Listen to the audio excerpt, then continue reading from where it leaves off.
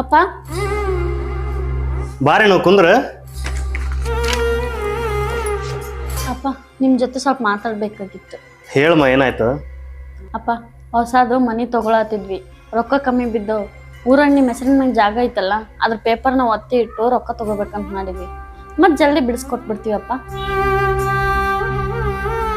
ನಾ ಚಾ ಮಾಡ್ಕೊಂಬರ್ತಾನ ಮಾವ. ಸರಿ ಬಿಡಮ್ಮ, ಕೊಡ್ತೀನಿ. ಅದು ಯಾವತ್ತಿದ್ರು ನಿನಗೆ ಕೊಡ್ತೀನಿ ಅಂತ ಹೇಳಿನಿ. ಇರು, ಪೇಪರ್ಸ್ ತೊಗೊಂಬರ್ತೀನಿ.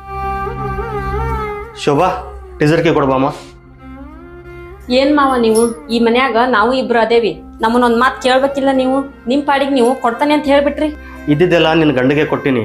ಆ ಜಾಗ ಆಕೆಗೆ ಕೊಡ್ತೀನಿ ಅಂತ ಹೇಳಿದ್ದೆ ನಾನು. ಆ ಜಾಗದ ಮೇಲೆ ಅಕ್ಕಿದೆ ಅಧಿಕಾರ ಐತಿ. ಓ, ಆ ಜಗದ ಮ್ಯಾಗ ನಿಮ್ ಮಗಳ ಅಧಿಕಾರ ಐತಿ ಅಂದ್ರ ಈ ಮನಿ ನನ್ ಗಂಡ್ ಕಟ್ಸಿರೋದು. ಈ ಮನ್ಯಾಗ ಏನ ನಿರ್ಧಾರ ತಗೊಂಡ್ರು ನಾವ್ ತಗೋಬೇಕು. ನೀವ್ಯಾಕೆ ತಗೊಳಕತ್ತೀರಿ ಮಾವ?